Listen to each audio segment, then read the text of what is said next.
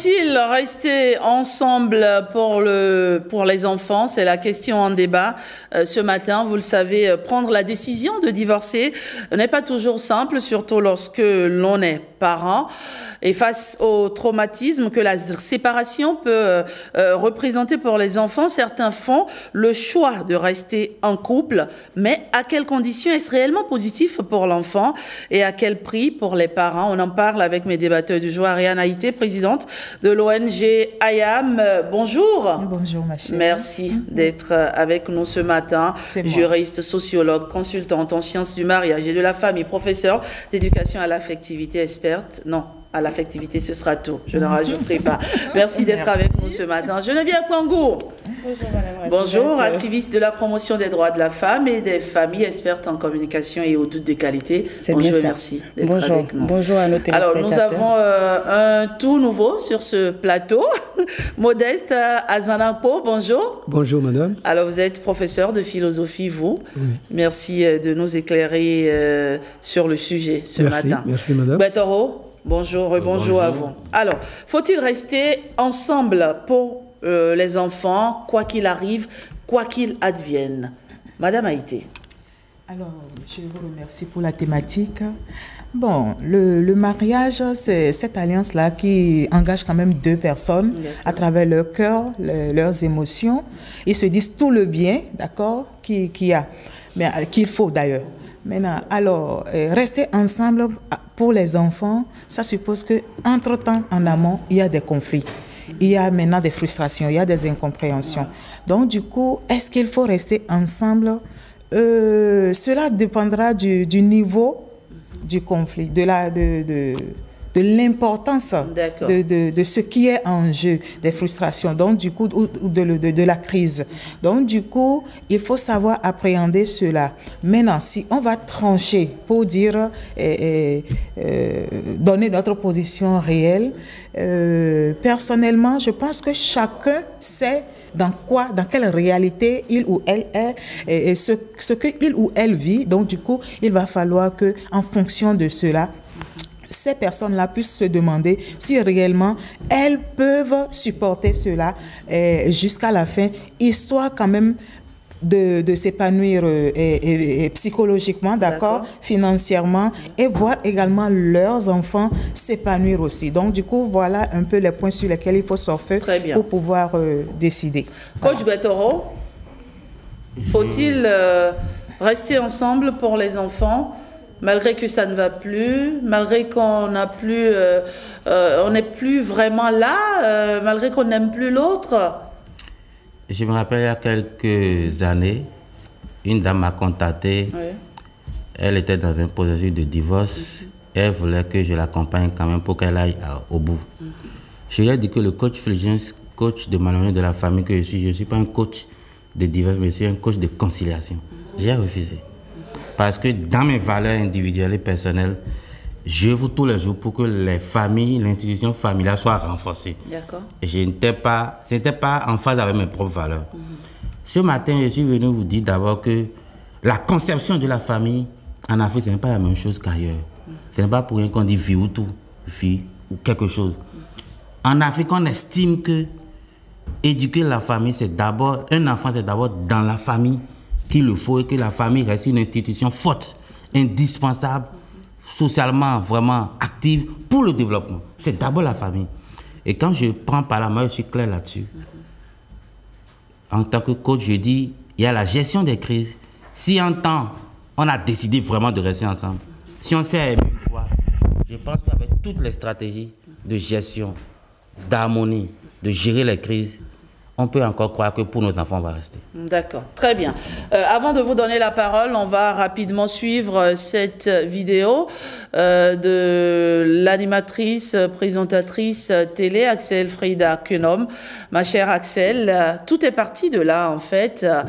Regardez et on en parle juste après. Moi, j'estime que une femme, à partir du moment où elle est en couple et qu'elle a fait des enfants avec son homme, elle est obligée de rester.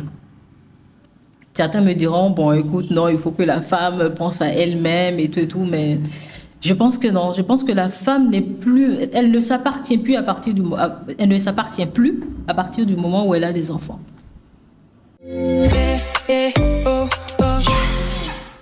Voilà, il n'en a pas fallu plus pour que sur les réseaux sociaux, ça crée une certaine polémique. Certaines femmes ont été choquées par ces propos. D'autres l'ont soutenu. Geneviève Pango, quel est votre avis sur la question? Merci, Madame Rachidata. Vous et moi savons que personne ne se marie pour divorcer. Et la vie de couple n'est pas rose. Elle est parsemée d'obstacles et de difficultés. Et pour qu'on arrive à surmonter ces difficultés, moi je me dis, il faut que les 3 éléments qui constituent le couple, c'est-à-dire moi, toi et le nous, soient équilibrés et épanouis chacun de leur côté. Parce qu'en étant sur la même phase, on arrive à gérer les difficultés. Mais il y a certaines difficultés qui portent atteinte à la santé physique, morale et psychique des partenaires.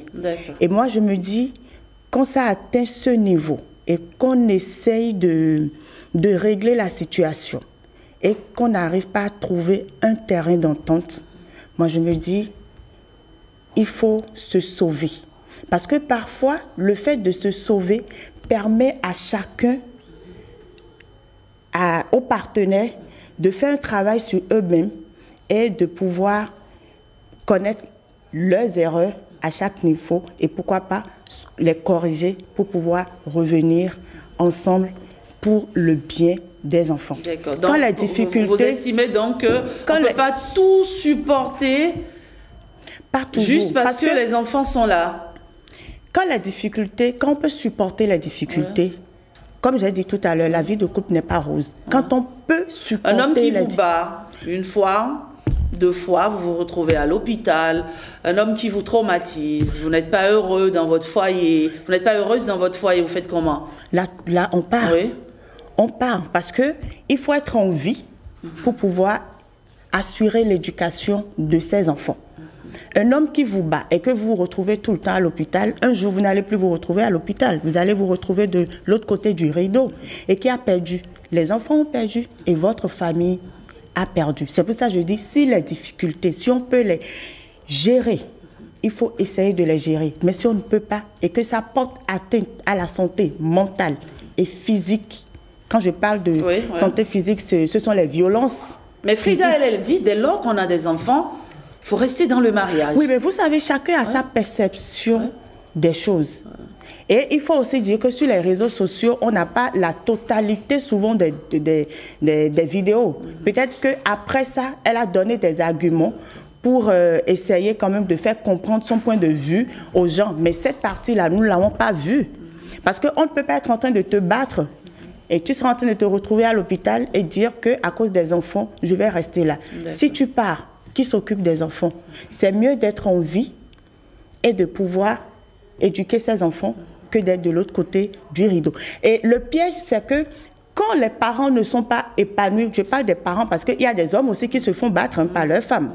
J'en connais. Quand les parents ne sont pas épanouis, cette situation déteint sur les enfants. D'accord. D'accord. Alors, Modeste Azonako, vous êtes, on va dire, un peu la personne âgée sur ce plateau. Vous en avez vu des vertes, des mûres et des pas mûres. Vous en avez vu des choses dans votre vie. Est-ce qu'on peut en venir à la conclusion selon laquelle, quel que soit ce que vous vivez dans votre foyer, d'accord, vous devez y rester pour les enfants? Merci, Madame la journaliste. C'est une thématique dialectique parce que on ne peut pas vivre le calvaire et rester.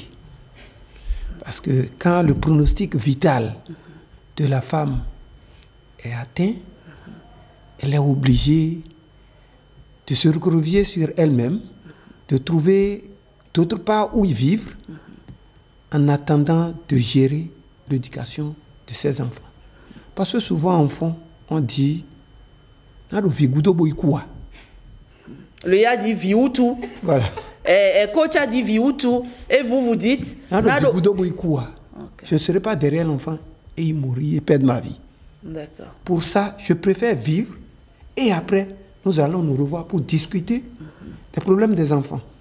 C'est l'idéal quand il y a l'enfer. Mais dans le cas où on peut encore réparer, il faut réparer.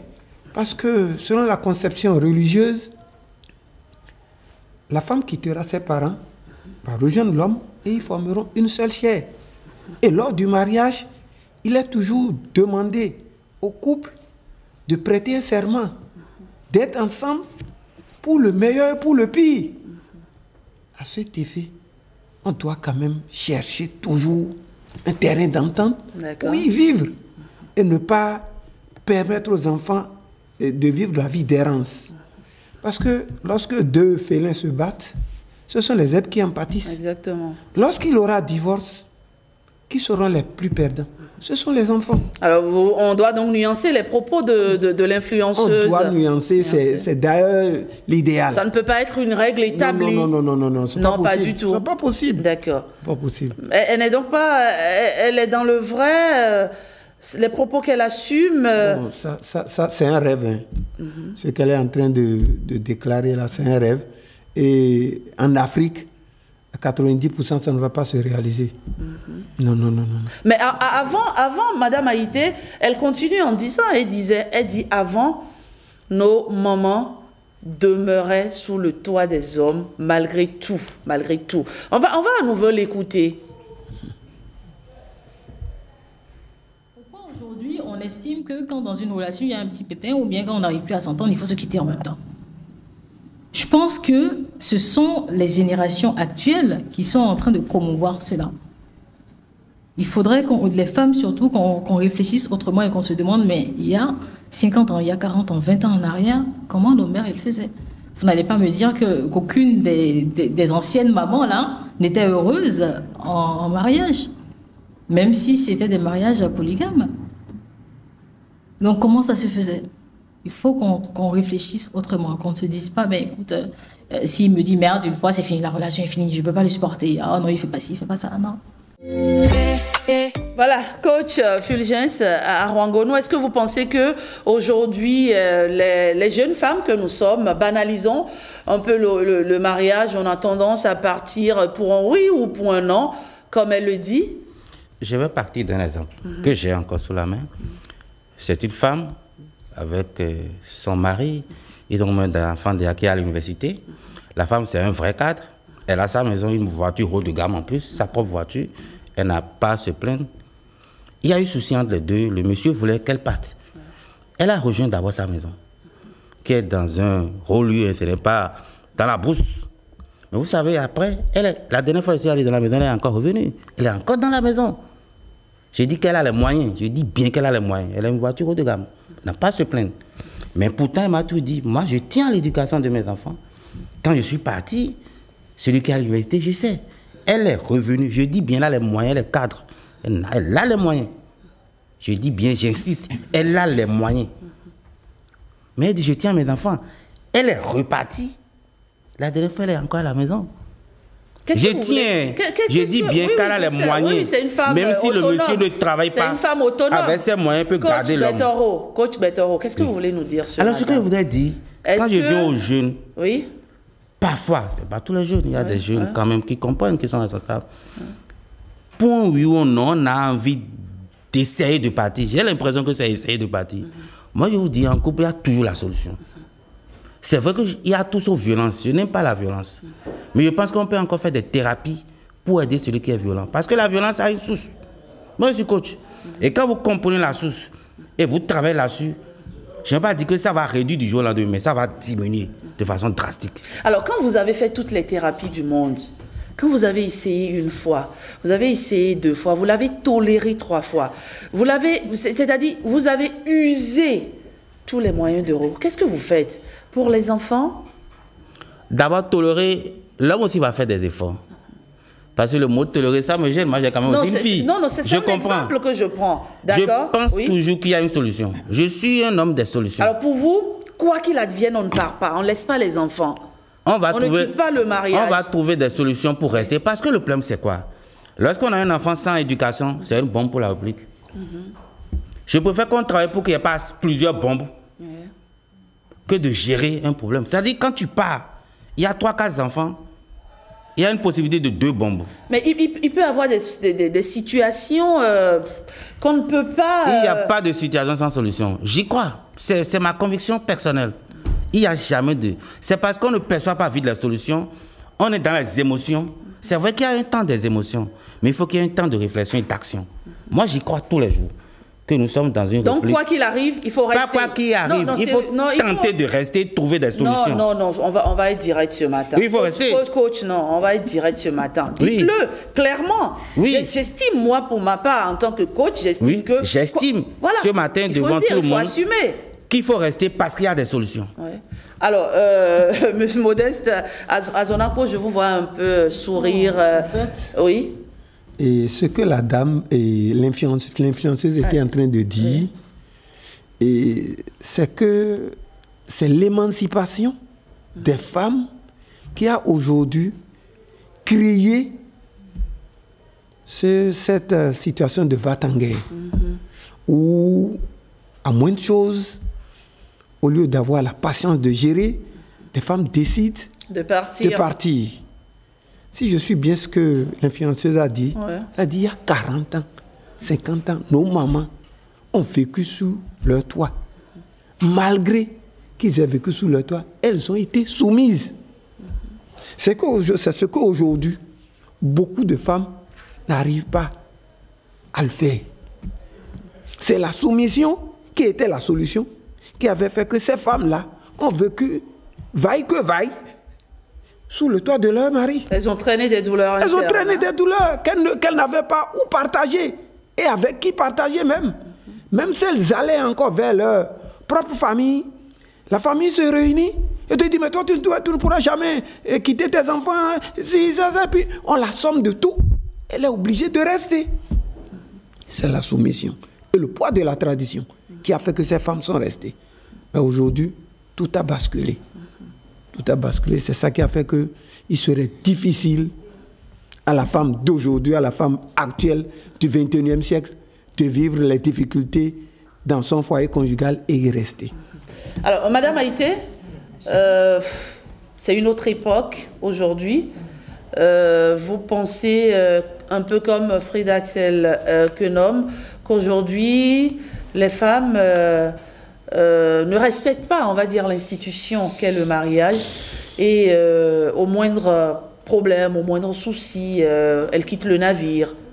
Non, je ne pense pas. Ouais. Je ne pense pas parce qu'en fait, on ne va pas au mariage en songeant à divorcer. Voilà. On va au mariage, mais on se dit que même on va au mariage et on ne pense même pas aux difficultés.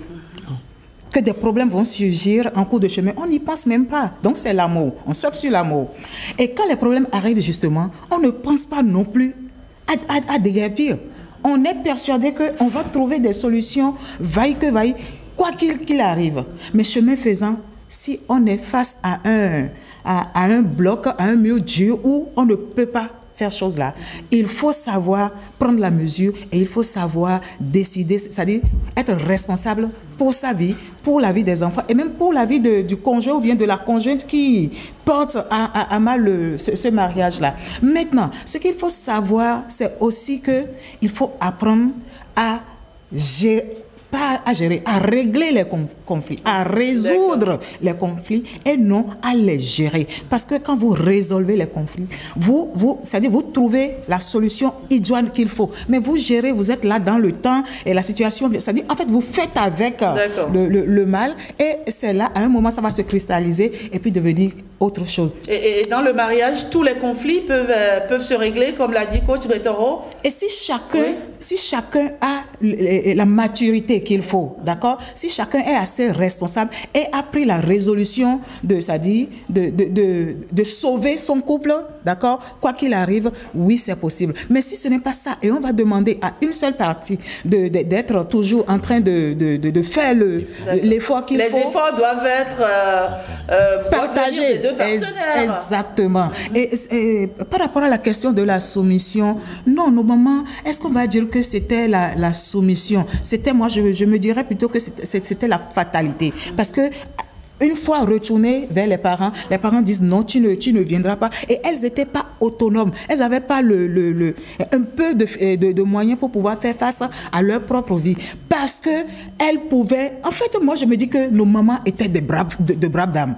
D'accord? Elles avaient toute la douceur. La femme, c'est la matrice. Nous sommes moins braves aujourd'hui? Non, pas. Au contraire, c'est maintenant que l'excellence même de la bravoure de la femme s'affiche. Exception faite de ces cas que, après analyse, on trouve que non, elles ne se sont pas bien comportées. D'accord. Une question, Madame Haïté. Dites-moi. Qu'est-ce que vous n'accepterez pas, vous, dans un foyer qui pourrait vous faire partir? Bon, quand on va lever la main sur moi, peut-être. D'accord. Quand on va lever la main sur moi. Sinon, et peut-être quand mon mari va commettre l'adultère sur ma soeur. D'accord. Voyez-vous, voilà, ces deux cas-là, je pense que je ne resterai pas. Mais sinon, tout le reste... Même si coach Betoro vient plusieurs fois vous parler, même s'il tente toutes les médiations possibles, ça c'est niette, quoi. Niette, ça je n'accepterai pas.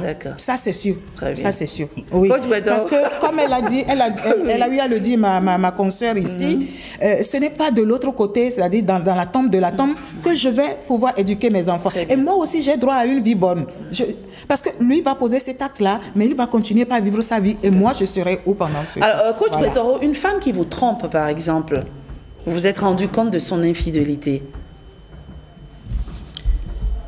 Moi, j'aime la vérité. Oui, pour ça... Et toutes les fois où on me dit la vérité, je comprends et j'accepte. Sérieusement? Je le dis encore ici, c'est la seule chose que je n'accepte pas. Chez moi, on ne ment pas. C'est ce que vous dites souvent, hein? Chez moi, on ne ment pas. Je n'aime pas. Non, il n'y a pas. Il faut pas. On va s'arranger. Mais une fois que la vérité sort, là, vous ne supportez plus, hein? Non, il y a deux choses. Quand la vérité sort, il y a ce qu'on pense et ce qu'on veut faire. Attention. Moi, donc, même l'infidélité, vous acceptez? Je n'ai pas dit infidélité, quoi. J'ai dit un seul mot, vérité.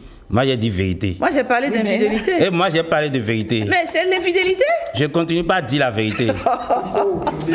Allez, j'opine sur la vérité. Nous allons recevoir Nadège Sani pour les avis de nos internautes. Selon vous, les parents devraient-ils, quoi qu'il advienne, quoi qu'il arrive, rester ensemble pour le bien-être des enfants? Ma chère Geneviève Pangou, vous allez permettre à Nadège Sani de venir relayer par ici les avis de nos internautes sur le forum de discussion. C'est un sujet assez intéressant, il faut le dire. Nadège Sani, merci de nous rejoindre. Bonjour. Bonjour à vous, Rachidat. Alors, ce matin, ça va? Je me porte très bien. Oui, je sais, les internautes, ils aiment quand c'est des sujets, quand c'est des faits de société. Ils opinent et ils opinent encore. Exactement, Rachidat. Ce jour, les avis de nos amis internautes sont partagés sur la question de ce jour, mais la plupart pensent que rester dans une relation toxique ne serait pas non plus bénéfique pour les enfants. Et on démarre par Bokor Roland Caliste qui nous a laissé ce commentaire. On ne peut pas forcer une relation périlleuse uniquement pour le bien-être des enfants. Même en l'absence des parents, le destin des enfants se réalisera. Chacun est libre de partir en matière ou de profiter longuement de la vie. Frédéric Danon ne partage pas cet avis. Il dit, quoi qu'il arrive, les parents devraient rester ensemble pour assurer l'éducation de leurs enfants. La belle preuve, dans une classe, le comportement d'un enfant dont les parents ne sont plus ensemble diffère de celui dont les parents le sont encore. Jean Humpo pense que les parents devraient rester ensemble, mais il arrive parfois que l'un des parents développe des comportements inhumains ou criminels envers les autres membres de la famille. Dans ce cas, la séparation est nécessaire. Kim Christian estime que les parents devraient toujours rester ensemble pour le bien-être de leurs enfants. En collaborant et en montrant un soutien affectif, ils créent un environnement stable et sécurisant, ce qui est crucial pour le développement des enfants. Selon Odette Volt-Altes, la première relation qui enseigne les enfants est celui de leurs parents, et un couple en perpétuel conflit n'est pas un bon exemple. Dans certains couples, nous assistons même à la mort subite des parents à cause des soucis.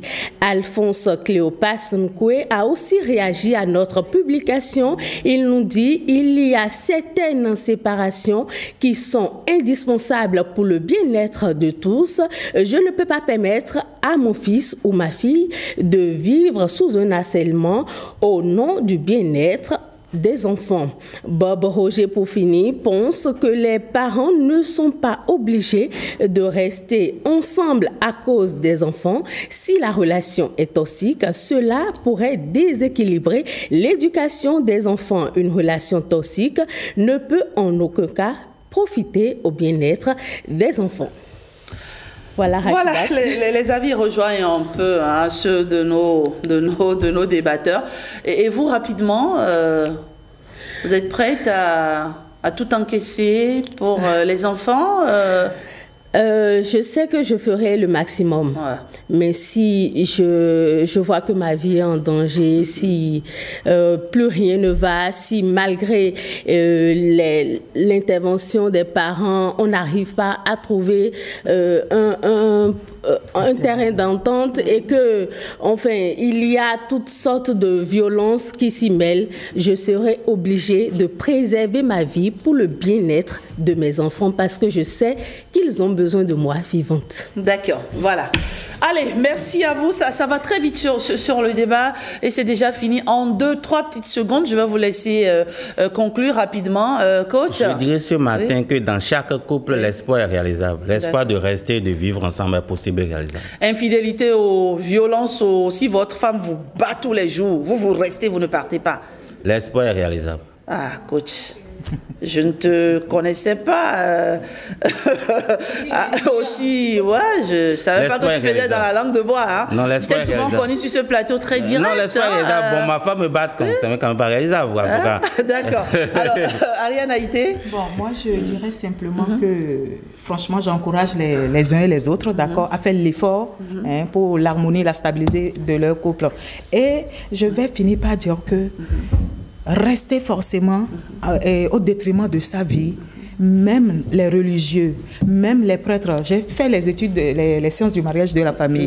Donc du coup, même eux nous incitent à quand même savoir apprécier les enjeux par rapport à notre vie pour ne pas dire que je reste forcément parce que nous avons été même au mariage religieux, parce que vous savez que le mariage religieux, quand on est dedans, dans ces liens-là, on ne se sépare plus. D'accord. Geneviève Congo? Je voudrais soulever un point, c'est qu'il faut qu'on sache que la violence n'est pas que physique. Il y a la violence morale et la violence physique. Bien sûr. Et la violence morale, des fois, est plus destructrice que celle physique. Exactement. Donc, vous finissez dépressive, vous parlez toute seule.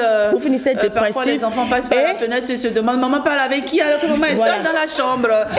Et ça porte atteinte à l'éducation et à l'épanouissement des enfants.